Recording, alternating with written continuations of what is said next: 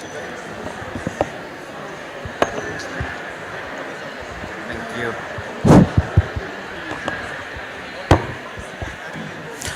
Friends, we will be starting shortly. So if you want to take any drinks or food, please do now. We will start in the next 2 minutes.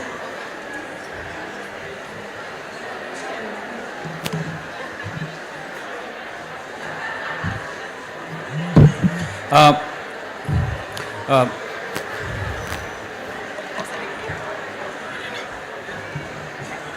uh, Good evening, everybody. Firstly, welcome to the event that are organized by NAP Global Network and WWF. Well, we know this is I think that was the last event of today. Well, and thank you so much for joining us. On behalf of the organizers, we want to really welcome you all, and those who are watching on live, a warm welcome from the COP27 venue. So today we are basically discussing on the glass walk program, but not at the negotiation level, but more about what are the lessons learned at the country level. So it will be much more discussion from the country level perspective. But we want to make tonight, I would say, very informal. So we will really ask all these panelists to introduce themselves rather than me reading the notes and going through it. So on that note, I would really like Thomas to introduce yourself. Good evening, colleagues. My name is Laurentine Lelequitin Thomas. I'm a Deputy Director, Climate Change Adaptation from Kenya at the Ministry of Environment and Forestry. Thank you. Good evening, everyone. Great to be here. I hope you're all having a good COP so far. My name's Alice Steadman. I work in the UK team focusing on adaptation policy, supporting negotiations colleagues, but yeah, focusing sort of on adaptation programs, policies, initiatives, etc. Nice to be here. Good evening, everyone. My name is Arthur R.M. Becker. I come from Liberia. I work for the Environmental Protection Agency of Liberia as project officer in the Department of Multilateral Environmental Agreements, and I also lead Liberia's NAP process. Thank you. Thank you. Good evening, everybody. I'm Cristina Rodriguez. I'm Director of Adaptation to Climate Change and Desertification from the Ministry of Environment of Peru. Thank you, everyone. And good evening. I'm delighted that we have such a great panel. I'm Emily Beauchamp from the International Institute for Sustainable Development and the NAB Global Network. And I'll be co-moderating with Sandeep. Yeah, thank you so much, and welcome to all our panelists. So before deep diving into the national level glass, I would say, framework and other things, I would really like to briefly touch in terms of just to set the scene of this today's discussion. So can I have my slide? So this is the joint presentation that I will be doing together with Emily. So it's just to set the scene in terms of what are the things that we are talking today. Next one. So it's basically the status of the global goal on adaptation.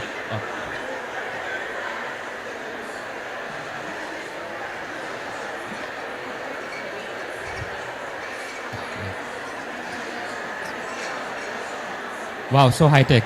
Yeah, and so when we talk about the global goal on the adaptation, we are talking about firstly on the Paris Agreement. And so the Paris Agreement really established the global goal on adaptation and really highlights. I'm going to ask you to speak a bit louder because you have a lot of competition. Okay, I will try my best to speak as loud as I can. And thanks for reminding me. So when you talk about the global goal on adaptation, it really consists of three key elements. Under the Article 7.1, it talks about enhancing adaptive capacity, strengthening resilience, and reducing vulnerability. So the three key things are I would say key pillar, or I would say key pillar of the global goal.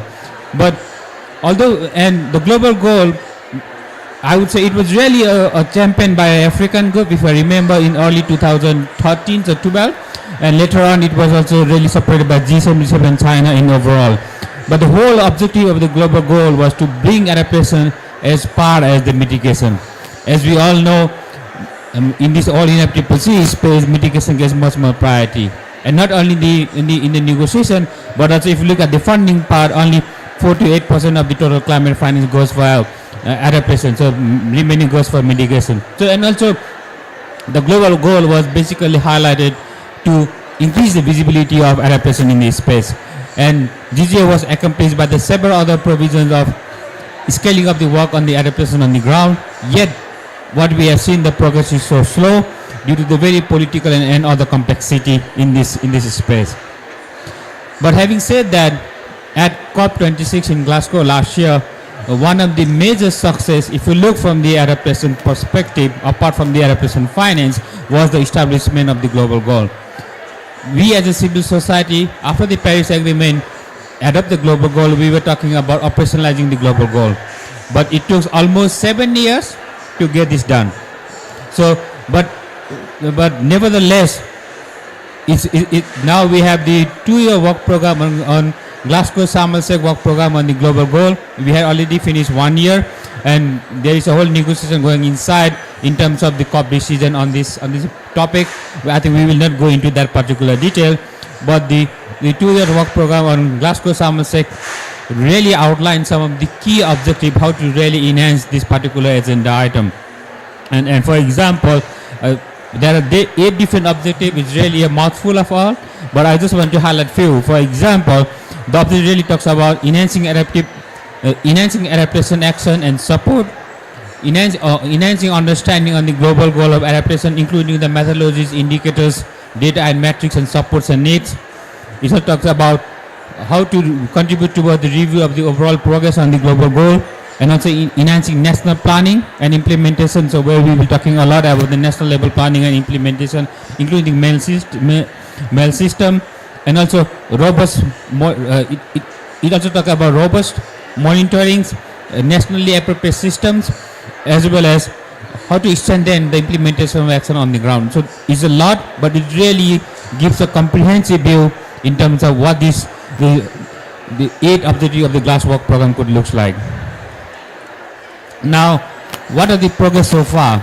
So we had 4 workshops for the last, I would say technically for 6 months. So the first workshop really focused on enhancing understanding of the global goal on adaptation in reviewing progress towards it. And that was took place in June during the SB session. The second one, we're also talking about enhancing adaptation action and support, and that was online on August. The third one talks about methodologies, data, indicators, and metrics, which was in-person and hybrid session, and the last one was on 5th of November. Now there is an annual report of this. If you want to look, you can look from this website. You can download what were some of the elements and what were discussed during this 4 workshops. So on that note, I will now hand over to my co-facilitator Emily to take it forward. Thank you. Thank you, Sandeep. Now, everybody are experts about the GG and the glass right now, right? Thumbs up, everybody. A bit of energy. Yes. Okay, we know this is like the last punch before the end of the day, but it's great because what we have today, so the progress on the GG has been a bit slow, but it shed light on the importance of national planning and also of national monitoring, evaluation and learning systems for, thank you Colin, the importance of monitoring, evaluation and learning system for informing the global goal on adaptation. And in turn, the importance of the GGA to reinforce national and subnational systems. So these go really together. And we're lucky today, we have 4 great panelists who will tell us about their country experiences, their national mail systems, but also what does the GGA means to them. So we're turning to country experiences and we're asking our panelists first, what have been some of the challenges in understanding the GGA and in capturing adaptation progress in your country? And how are you working to understand adaptation progress in your country? So we're going to do a first round, and then we're going to turn to the last question afterwards. And on this note, I would like to welcome Christina to start. If we can please have the slides up. Thank you, Emily. First of all, I would like to thank you to the organizer. Okay.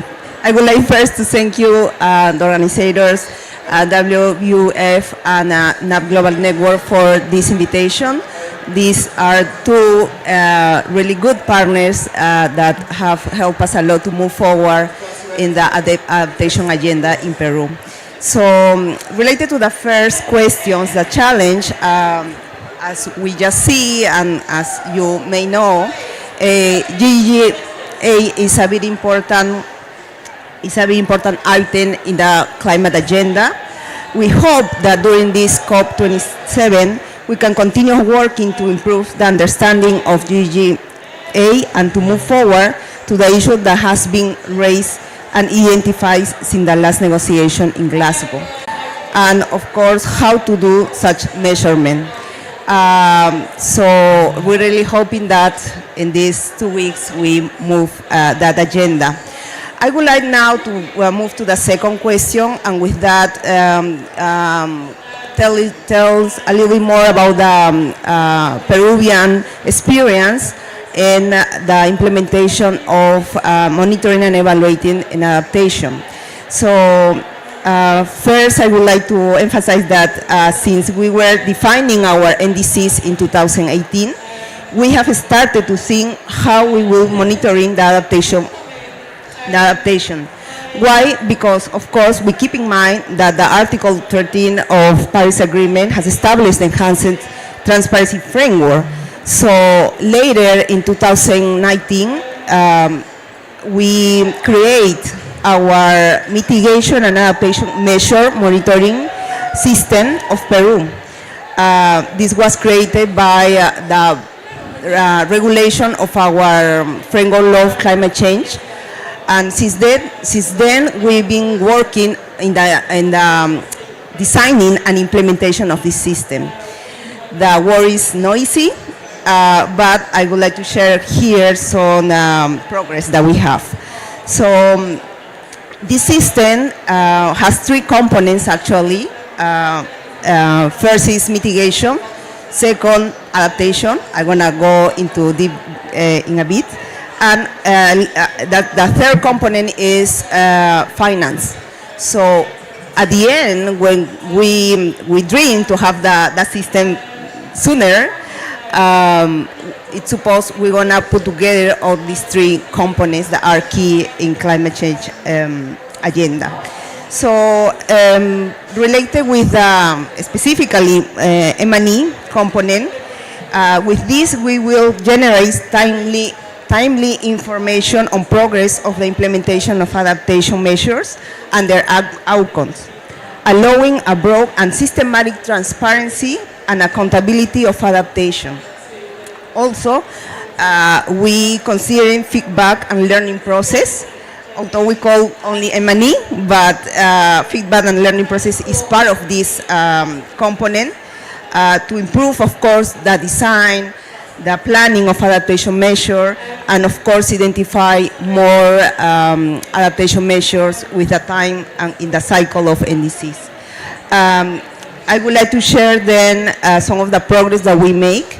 First, this is our general roadmap that is undeveloped. Actually, the first two blue parts are where we are focused now.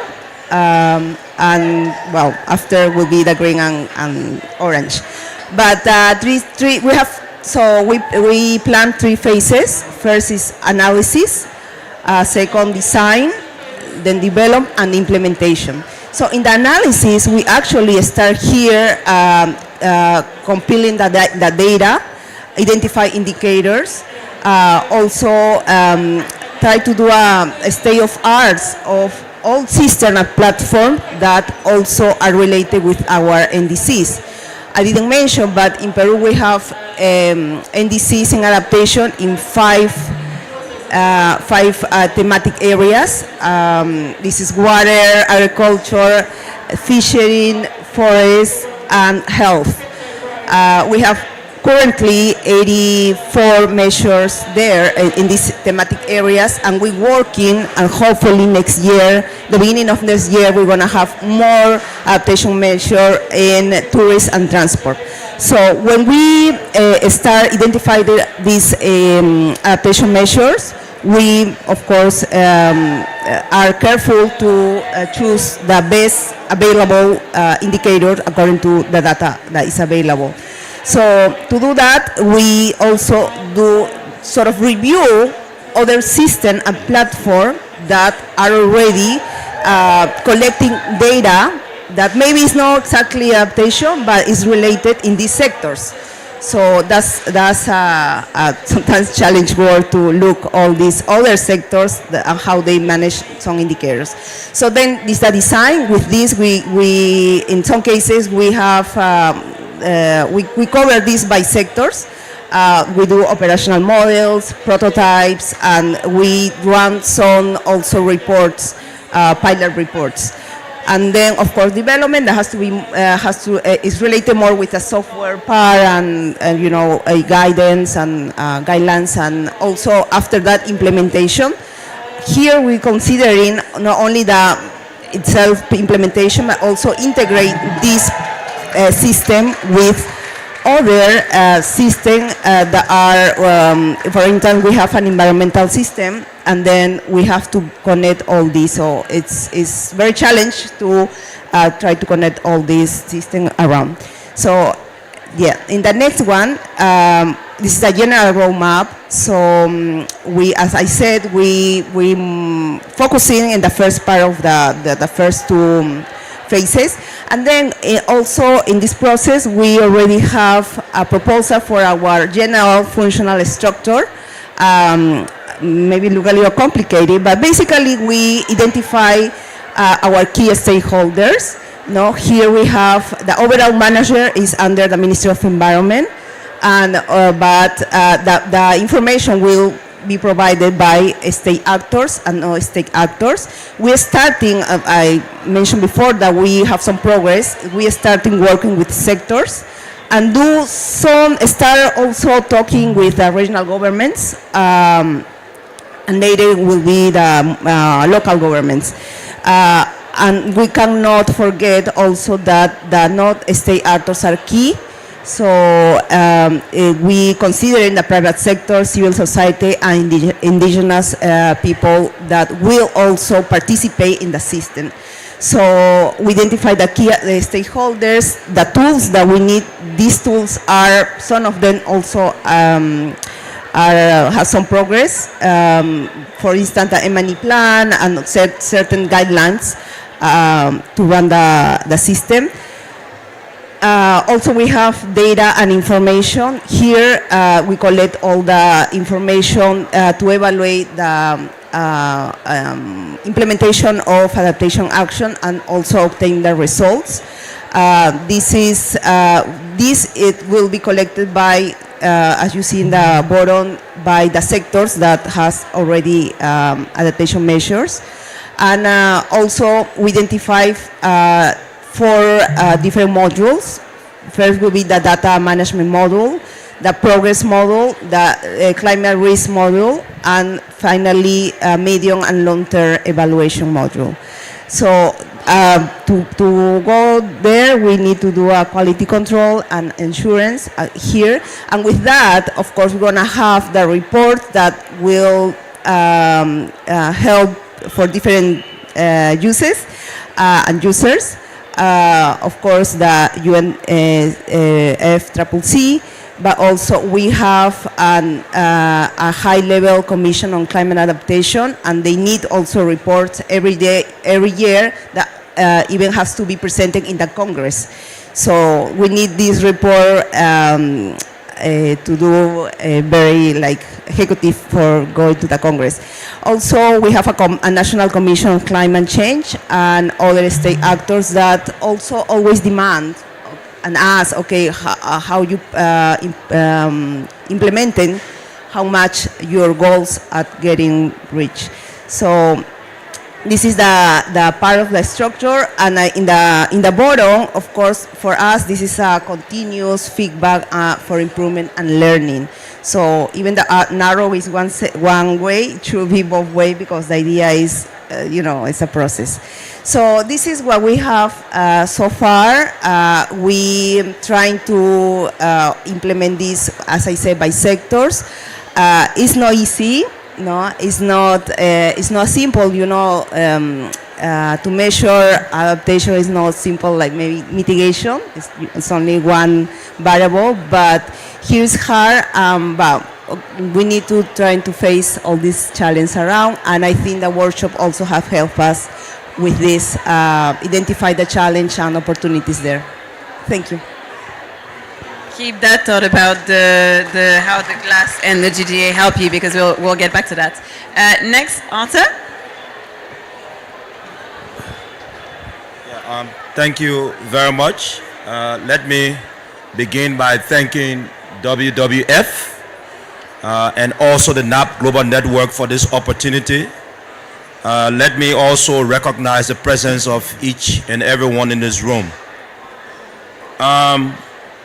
The government of Liberia, in its attempt to ensure that glass becomes workable and adaptation priority measures are well articulated in terms of driving sectorial targets and measures as outlined in the updated or revised version of the nationally determined contributions of Liberia, has taken several steps. One of the cardinal steps is that the NDCs articulates cardinal sectors such as fisheries, forestry, agriculture, coastal zones, and clearly gives measures and targets towards achieving what we want to be achieved in terms of the national outlook of 64%. Additionally, through the NAP Global Network support quite recently, at the beginning of this year, that support seeks to assist the country in developing an effective MEL system. And what primarily the MEL system will take into consideration is to ensure building synergies across those adaptation sectors, especially the measures that have been set, so that there's a single and coordinated system for monitoring, evaluating, and learning. Additionally, it will also infuse a level of dialogue among sectors, and on the overall, it seeks to integrate adaptation MEL system into government policies at the national level. It will also seek to provide capacity building opportunities for those who work along those sectors, so that they are able to definitely first gather data along those sectors and also be able to track what becomes measurable, because that way we are able to follow up on progress being made. One thing that has also happened through support from the Initiative for Climate Action Transparency is that we've been able to develop indicator tracking tools for two of the adaptation sectors. That includes the energy sector and also the waste management sector. We hope that we can be able to get additional support to be able to also develop indicator tracking tools for the agricultural sector, the forestry sector, and the coastal zone sector. That way we are able to elevate and march against progress made along all of these sectors. Let me also hasten to say that the nationally determined contributions of the country is closely aligned with the NAPs of Liberia. In fact, in the review process, those two documents to a large extent spoke to themselves very well, so none of them is being implemented in silos. So the NDCs, all of the measures and targets set out in the NDCs are clearly pulled out of what the climate vulnerability risk assessment that informed the development of the NAPs came up with.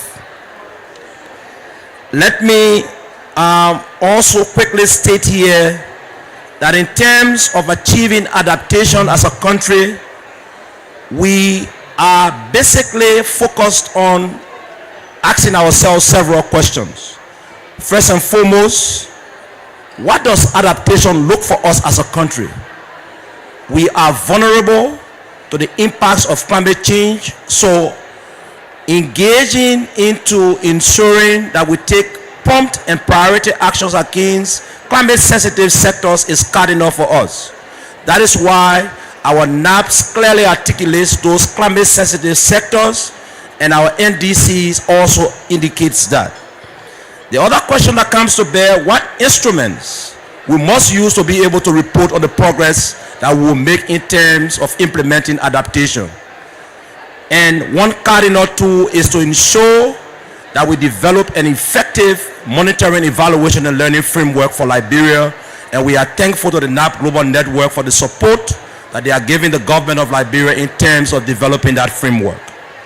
Another question that comes to bear is the capabilities that do come in terms of ensuring that we build up on achieving adaptation priorities and adaptation actions. What is being done is to increase capacity building at the national level. In the development of the NAPS, one positive outlook that came out of that was that at the University of Liberia, there is now a graduate and undergraduate program to build the human resource capacity of national stakeholders to be able to drive the process of adaptation interventions at the national level. And fourth is, how can the global goal for adaptation be able to influence all of what we are speaking about here? It is based on how do we put into place an effective monitoring, evaluation, and learning system, of which Liberia is well on its way. Let me attempt to conclude by also stating here that there are two cardinal interventions currently being made that speaks to addressing the impacts of climate change on vulnerable communities. With funding from the Green Climate Fund in the tune of $17.2 million US, there's currently an intervention now being made referred to as a Monrovia Climate Resilient Project, which attempts to address the issue of coastal erosion and also the impacts of vulnerability and livelihood options for individuals who lie across the West Point community in Monrovia. Through the Least Developed Countries Fund, there's also an intervention in southeastern Liberia to also address sea erosion related impacts and also livelihood options for individuals across that part of Liberia.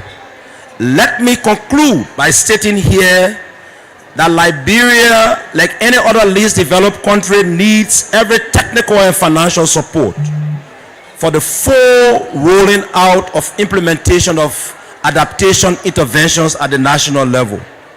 And through this means, we will achieve the implementation of Liberia's NDCs, which has core components of adaptation sectors.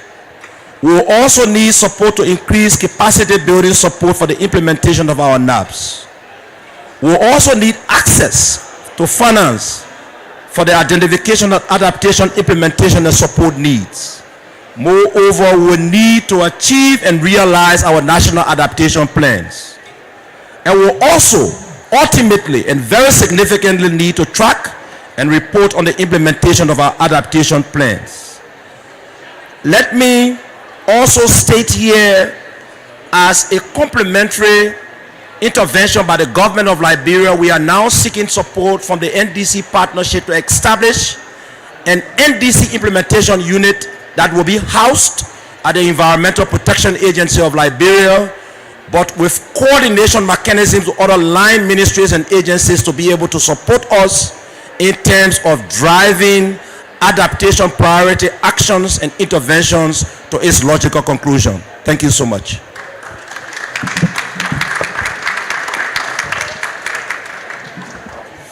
Thank you very much. And Alice, this is up to you. Thank you. And yeah, great to hear. You're our token developed country person. Yes, thank you for having me. But it's really great to hear examples of what others are doing on their sort of monitoring and evaluation systems.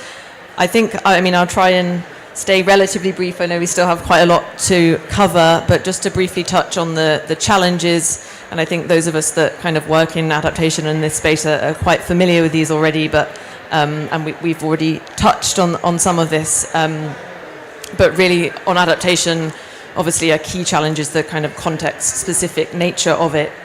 We know that, in terms of assessing risks, but also kind of assessing the needs and the progress that's taking place,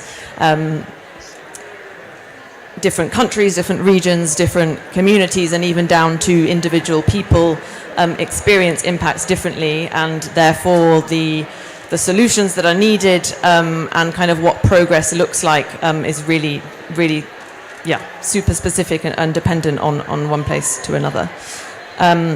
We've already touched on how the GGA frames some of the challenges in terms of needing to enhance adaptive capacity, reduce vulnerability, increase resilience, etc. So I think, I don't need to say too much more on the challenges. We've touched on the capacity building challenges somewhat already. We obviously have other kind of systemic barriers to implementing adaptation. Including kind of lack of finance to support implementation, sort of lack of sometimes private sector engagement, lack of political leadership, although, as we've discussed and kind of why we're here, we did see some progress on this at COP26, including the launch of the GLAS work programme. So it's great to be kind of discussing how we can take some of that forward today. One other thing just to mention, and I said I wouldn't go on, but I kind of have, is kind of shifting from short-term planning to long-term planning. We know that we need urgent action, and we need to think about how we're addressing these issues right now, and we need sort of urgent action, but we also need to think much longer term. These challenges kind of aren't going away. We know that in lots of places the challenges are only kind of getting worse by the day. So we need to think about how to develop that kind of longer term thinking. So to move on to a bit about what the UK is doing in terms of monitoring and evaluation. The way that we understand progress is linked to our climate risk assessment process. So we have an independent climate change committee who works with our Department for Environment on our so we have a 5-year adaptation cycle. We're currently in our 3rd cycle of that. So the Climate Change Committee develops a climate change risk assessment, and then subsequently, based on the risks identified in that risk assessment, develops our national adaptation plan. We're currently in the process of developing our 3rd NAP. And since 2012, we've used an evaluation method based on a 2-part framework. So the first part is a kind of cross-sector indicator framework, and then the second part is a decision-making analysis. We're currently developing a new evolving monitoring map framework, which is basically using the kind of theory of change approach in adaptation planning. So it focuses on kind of 3 areas, so outcomes, enablers, and sort of planning and policy. So it identifies kind of a handful of required outcomes and corresponding metrics for those to achieve resilience across different sectors. We've heard other approaches taking that kind of sectoral framing as well. So focusing on nature, land and sea, the built environment, cities, and infrastructure. This framework also involves enablers for delivering resilient outcomes. So these don't build resilience directly, but they are necessary for resilience to be achieved, and for them to be kind of embedded in policy. So once we've got kind of an idea of the outcomes that we want to get to and how we might work towards those, it's then a process of identifying policy milestones that are needed from the government perspective to be able to put the enablers and outcomes in place. Sorry, my microphone's kind of going all over the place. I'll try and keep it more steady. And this process also considers contextual factors such as hazard, exposure, vulnerability, etc. And the idea is to have indicators along each step of that process, so under each of those buckets of outcomes, enablers, and planning. Sorry, I'm relying on my notes.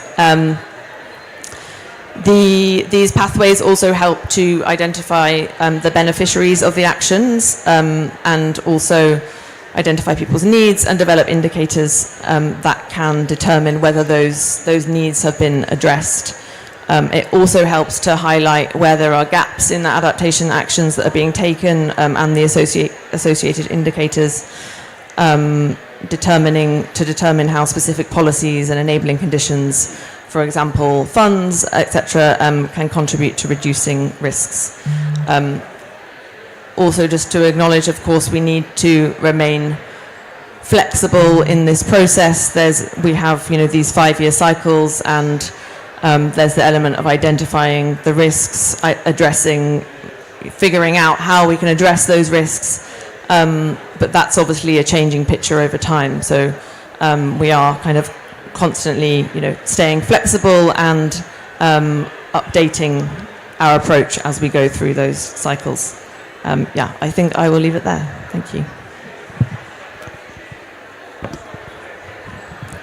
Thank you very much, and it's my pleasure being here, and I appreciate the opportunity. I want to start with the first question, like the challenges in understanding the GGA. As the first presenter gave an overview of GGA, it's a goal that you could not operationalize for 7 years after it was defined in Paris Agreement. And that alone, it gives you an indication that it was not an easy pick, and everybody thought it's impossible to do it until actually we took the first steps from COP26 that we need to define this goal. And now I'm happy that there is some silver lining that finally we're going to get some very good output out of this. And of course, adaptation by nature is not as straightforward as mitigation in terms of measurement because of issues of methodologies. We don't have a common methodology, we don't have a common metrics to measure adaptation. And one of the key output or expectation we have of the GGA or the GLAS is that finally we are going to have and define these gray areas that after the 2 years dialogue we are going to have some common understanding on how we should have even a common methodology. You cannot use different methodologies and expect the same results. As we define a global goal, we must have a common methodology so that we can all compare the results. So as an experience of Kenya in terms of monitoring, reporting and learning of adaptation, we have an app which is a 15-year document. Also our MDC is up to 2030, is also 15 years. And for us to measure that long-term goals, we have to break them into 5-year planning document. And we have to prioritize from the long-term to short-term. And as we define the short-term goals, we make sure that we have clear indicators and very clear targets that we can track. And the short-term goal here we have is the National Climate Change Action Plan. And currently we are actually planning to go the third cycle. The first one was 2013-2017, and the second one is 2018-2022, and now we're in the process of developing 2023-2027. And in our first action plan, we made an attempt to develop an MRV plus system. It was we developed a very good conceptual framework on how to do the MEL. And if you see the graphic representation One person actually said it looks like an engine of a vehicle. It was so complicated. And for sure, for the 5 years of the first action plan, we didn't do any tracking or monitoring of that planning tool until the end of it. We made an attempt to look back and track what we did. Then from learning of that experience, we decided to come up with a very simplified form of tracking our adaptation actions. And the simplified form was, as we develop, we started planning M&E right from the initial stages. We have to identify the priority actions, identify the indicators to measure that, and the specific targets. And then every one year we'll go back to the sectors, because our NDCCAP is based on sectors. Agriculture, they give their priorities to undertake in 5 years. And water do the same, infrastructure, energy, transport. Then after the first year, we go back to them. We said, you gave us this target, you gave us this priority. How have you achieved it? Okay. So through that, it was not a simple start because there are challenges of getting data, getting everybody on board. Even sector submitting the data was not easy. But eventually, after the first report, there's a lot of learning, and we went now to the second report, and based on the learnings of the first implementation status report, we came up with a better implementation status report than the one before. So one critical point of learning here is monitoring and evaluation. Nobody has gotten it perfectly. It's all about learning as you do it. So for us, we are using that learning and improving over time. One biggest challenge we had was data and baseline. But now from the reporting we are starting to do, we are building our baselines. And for sure now, when we do our third action plan, we have our baseline that will clearly show us that we are going positively, we are making positive progress or negative progress based on the priority actions. And what also we learned that is key is we need coordination. Climate change affects all the sectors. All the sectors have to report. How do you get all the data from everyone? So we need to have efficient coordination. You must have structures in place that you can use to get the information. For our experience in Kenya is that we have a Climate Change Act. The Climate Change Act establishes climate change units in every ministry, department, and agency of government, and also for private sector. So now that you have a unit that is responsible to mainstreaming climate change at that sectoral level and also reporting, you can easily, with a phone call, reach out to a specific person whose role is to report on what they have done on climate change. So it makes it very easy. Also, there's a role of legislation, and that's key in enabling M&E, because for you to coordinate everyone, you must quote a law that it's your responsibility. You're supposed to provide this data. Without that, then you'll have a lot of laxity, and you'll not go far. So for us, the Climate Change Act played a very critical role in compelling all the institutions to make sure that they provide the data that is required. For us as a directorate to compile and come up with a report that reflects the true picture of the implementation of climate change in the country. So I wanted to share that, and for us to gather the data or the information, online tool is very, very important technology.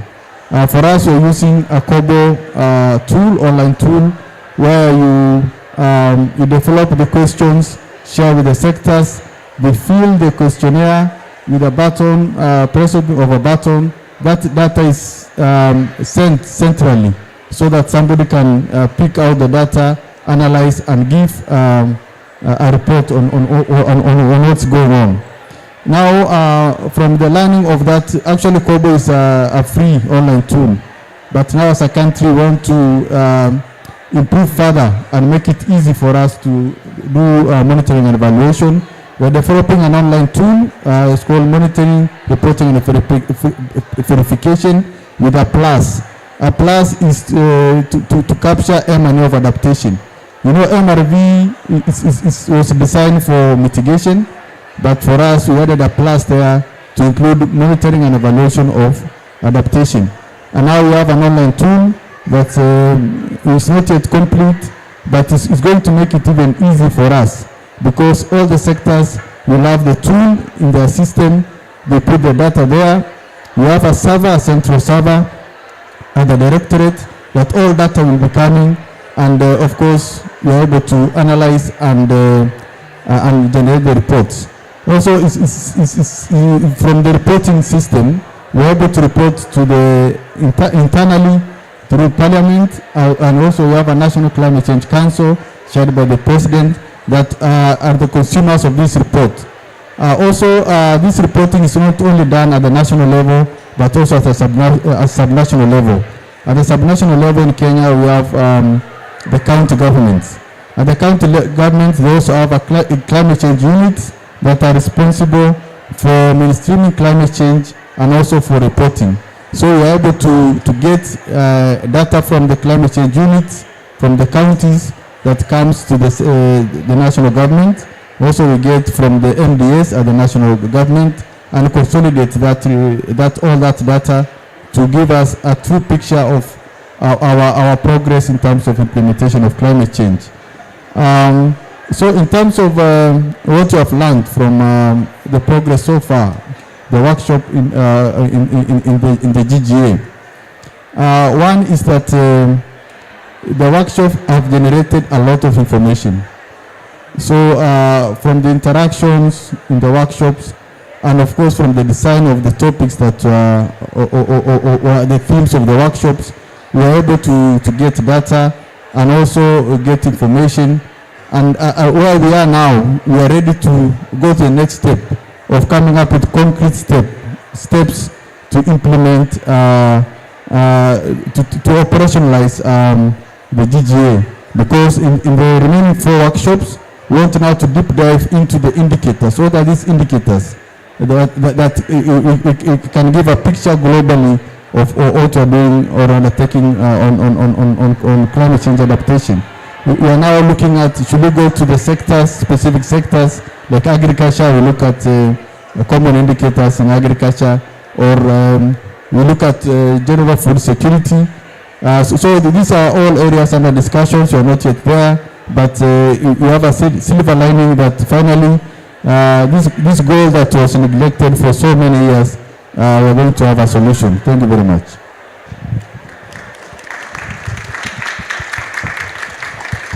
Thank you very much. And I think what we can learn from this session before going to the next question is that there's a lot happening, and that we should have a 1.5-hour session from Mel. But thank you to all the panelists. And what we've heard is that there are different systems, different plans, different approaches, and there is a lot going on. So however the GGA evolves in the next week or the next year, etc., it will need to recognize national MEL and national adaptation plans and systems in order to be effective. And we want to have some elements of commonality whilst keeping the flexibility of country context and also local context, as for example in Kenya, where you have up to county level systems that integrate at the national level. So we're in a bit of a tricky spot here because we're in the middle of negotiating the GGA. So we have promised our panelists that we would not ask any tricky questions that would put them in trouble with their delegation. We will keep to that promise as much as possible. But we'd like for us to tell us, and I will say in 1 minute, okay, so very quick, short, honest, what have you learned in the class? What's the one thing that you've learned in the class? Have you even felt the effect of the glass in your country? If so, how? Thank you. Okay, thank you. Well, in general, we seen the workshops very helpful, the workshops. We increase our understanding and knowledge of all the challenge behind the monitoring of adaptation. as I said, we are doing the process in our country, so it's helping to exchange the challenge there, and we see, of course, what was mentioned before, also the different conditions, costs, variables that are have to be considered in this process. So also we apply that in our own process, because we have to work with different sectors, different local governments. So when we approach with them, we work with them, we have to try to do a tailor-made technical assistance according to their experience, their capacities, and their needs. So I will say that that's the results so far with the workshop. At least we have positive. I know it's slow, the progress, but we still have some positive. Okay. If ever you're comfortable, tell us what you expect from the GGA, but I know you don't necessarily can say that. So thanks. Okay, from our end, what it has brought to bear, the need for more consolidated sectorial coordination, the need of ensuring that sectors work together in terms of driving what is ultimate out of the global goal on adaptation. Moreover, what has come out of it as well is the need to also ensure that the MEL system that is being developed for the country can to a large extent help us to be able to track progress over time, especially against targets and measures that we've outlined against all of the adaptation priority sectors outlined in the updated version of the nationally determined contributions, and as well as what was articulated in the climate vulnerability risk assessment that was done across those priority sectors outlined in our NAP. Thank you. I will try and keep brief again. I think, yeah, as everyone said, okay. There's been a lot of content that's come out of the 4 workshops so far. I think that one of the key things is really making sure that we are focusing on what we have already, the outputs of those discussions. There's some really valuable stuff that's come out in terms of what countries are already doing, what kind of metrics exist, and that there's lots of information I think that we can build on. So hopefully in the further workshops under the glass next year, we can really kind of take the outputs of the initial workshops and actually sort of work towards something that's quite kind of tangible ahead of COP28. I think the other thing I would just say that's come out kind of across lots of the workshops, and we've touched on this a bit but not too much, is just the importance of science in terms of embedding that in our understanding of the risks, but also what works, what doesn't work. And on that note, I think the value of the glass has so far really been about that sharing of what different countries, what different communities, different organizations are doing. So I think a key thing really is continuing that collaboration and continuing to share, but trying to, we go to lots of different, we all take part in different conversations that we hear the same things sort of repeated, but I think super important that we are actually building on those and kind of focusing on the solutions that we need. Thank you very much. For me, GLASS, one thing it has done is it has elevated adaptation to a level that we are almost discussing it, the same level of like mitigation. And even in the reporting under the Paris Agreement, adaptation communication does not undergo any analysis. It's not compulsory. You can do it if you like it. If you don't like it, you cannot. You just leave it.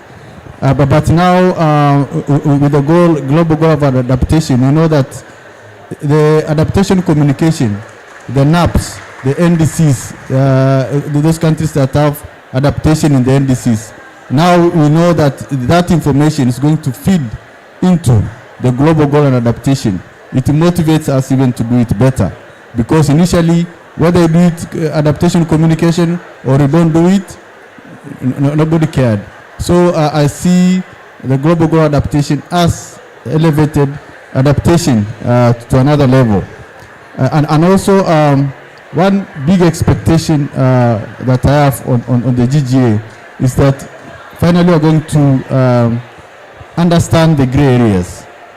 I'm very optimistic that after 2 years of global attention and concentration on the GGA, we might unlock some of these areas that have been gray for so long, and that issues of metrics, methodologies, now that everyone is discussing it, everyone is focusing about it, definitely are going to have a clear way forward. Thank you. Well, thank you so much. And we have definitely not forgotten you guys. So if there's any question that you guys have to you want to ask the panel, please raise your hand. And any question that you want to ask? Oh, looks like I think everything is clear. So Emily, over to you. Okay, yeah.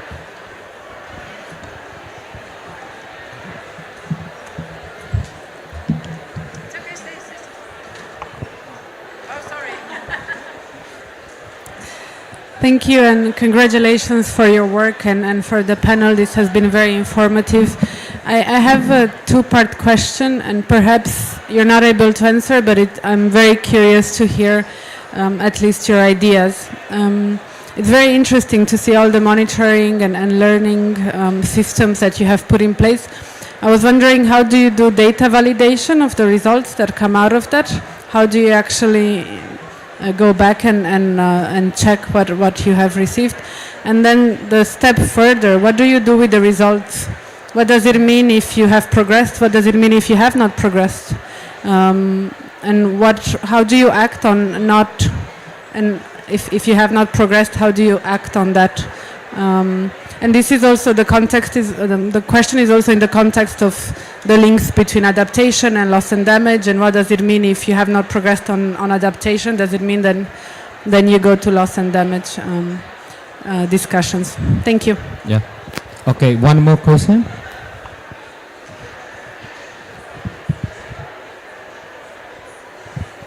I want to say sincere thanks to all of you panelists for the nice deliberation. All of your successes are noteworthy and they are something to learn from. But my question is, in a bid to achieve with the global goal for adaptation, to reduce the impact of climate change in our individual countries, what you have done should be aligned with national development programs, because it's at a country level that the assessment brings our indication as to whether success has been achieved or not. My question is, are your achievements aligned with your national development program? Yes, thank you very much. It was very interesting. I want to congratulate you for all the effort you're making on this. So really, congratulations, because this is probably like driving, the inspiration on this. I just wanted to add a very short question complementing the one that was asked before. What's the role that played or that can be played by local, regional scientists and independent observers in the process of improving and validating the monitoring and evaluation of adaptation? Thank you for all these questions. So I think maybe we will take 1 minute each from the panelists, because we are running away from time. So 1 minute is from our panelists. So I will start with you. Thank you very much for the questions. I think I should start with the easiest, or how we align with our national programs. Is that actually, if you look at our NAP is implementing Vision 2030, which is our development blueprint, and you have to link it to that development blueprint. Even the National Climate Change Action Plan, the 5-year document, is also aligned with our 5-year midterm plans for implementation of the Vision 2030. So they are quite aligned. Even the sectors are aligned with the economic sectors of the country. In terms of the data validation, of course, I said one of the challenges you have is the issues of data. Getting data, doing quality assurance and quality control, but we are putting in place mechanisms to address that in terms of having sectors interrogating the data as you know, you can get data from the national government, you get data from the private sector, you get data from the civil society, maybe for agriculture. So we are planning to have like all the agriculture experts interrogating that data to reduce duplication of the data, so that you have data that is reflecting the country through country data. And the meaning of the results, yeah, of course, any M&E is to give you a picture of where you are moving. Is it positive or negative? And that should trigger action. Now, which actions should you take to cure the challenges that you have not achieved the target that you set out? And through that, you also learn and, of course, address the issues as you go forward. And the issues of loss and damage, I think there's no straightforward into that, but you know there's the link between adaptation and the temperature goal and loss and damage. If you don't reduce global warming, the impacts will be more severe, and it will go beyond the limits of adaptation to loss and damage. But basically, monitoring and evaluation gives you a picture of how you're going over time as you strive to achieve resilience, which is a long-term goal, but you have to take the first steps of monitoring the immediate outputs as per your plan. Thank you. I would really request for remaining, I would say, panelists, you can just choose one question which is more relevant and just respond in 1 minute. Thank you so much. Thank you. Yeah, great. I'm not sure I could answer all of those questions anyway, but I'll focus just, I think I understood the question, but just on the role of, I think it was about local scientists and how we can, integrate that into the process. I mean, I guess, again, this comes back to kind of what we've already touched on in terms of the importance of local context generally, in terms of understanding what those really specific local risks are, and also what some of the solutions are. I think there's a role in terms of scientists and researchers and universities working with other scientists, researchers and universities in other regions, and sharing that learning and exchanging research and ideas, etc. There's obviously a key role also for science in terms of developing some of the kind of more innovative solutions, coming up with new ideas, and also testing those and seeing kind of what works. I guess in the UK at the local level we have local advisory panels which integrates some of this sort of science and data collection, and through those local panels that is fed into the national process of developing our national adaptation plan. So yeah, I guess in conclusion, just a super crucial part of understanding kind of what needs to be done, and we really need to make sure that exchange from the local to the national level is a kind of two-way process. So yeah, I had something else to say, but I'll pass on to others. Yeah, thank you. After 1 minute. Okay, quickly from my end, yes, the national development plans of the country is quite important. The National Development Plan of Liberia definitely drove the National Adaptation Plan. And by extension, the National Climate Change Policy and Response Strategy also for the country that was developed. In terms of data, yes, it's a challenge, as my colleague from Kenya said. That is something that cuts across many countries. Liberia is of no exception. But again, to be able to overcome this challenge, you must be able to set into place a QA and QC process, quality assurance and quality control. What we are doing is to set up, we've already launched an MRV system for the country. What we are now on the verge of doing is to operationalize the system.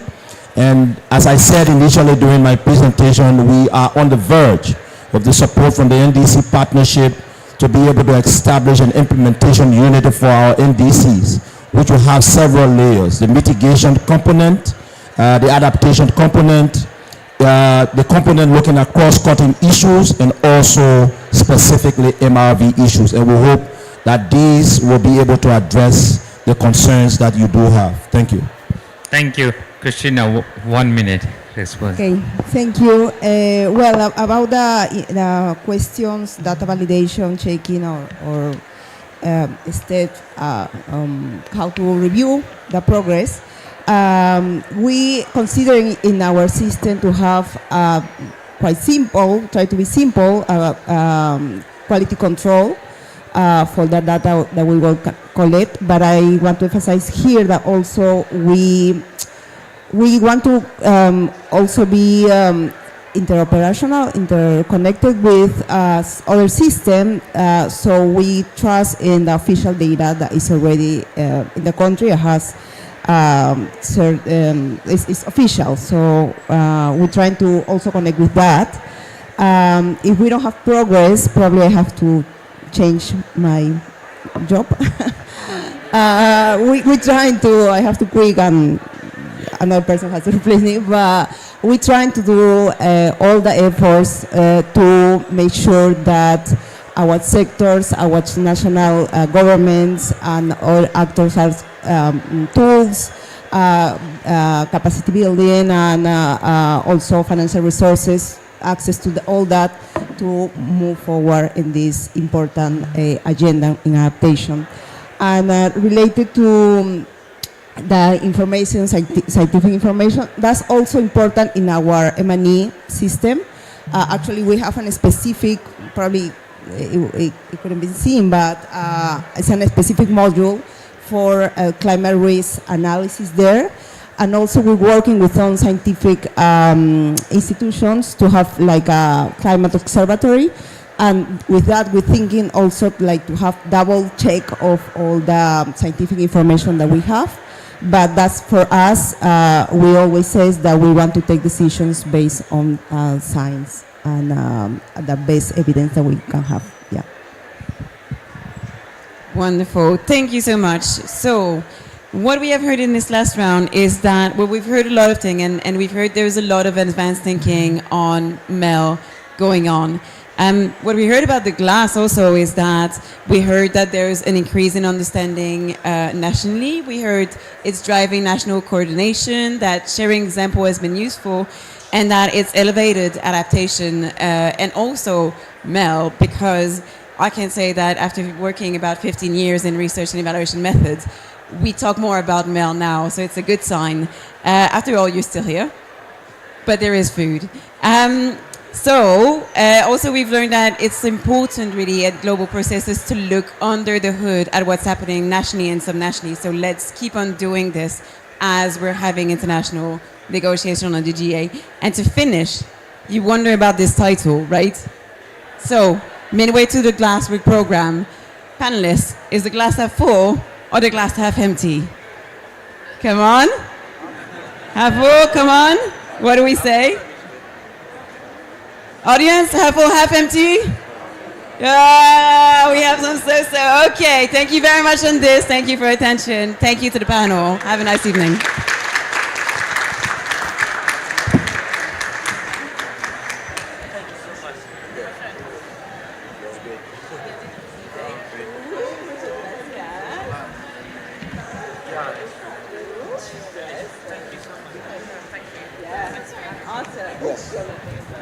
Thank you. Thank you for especially the preparation today. Yeah, no problem.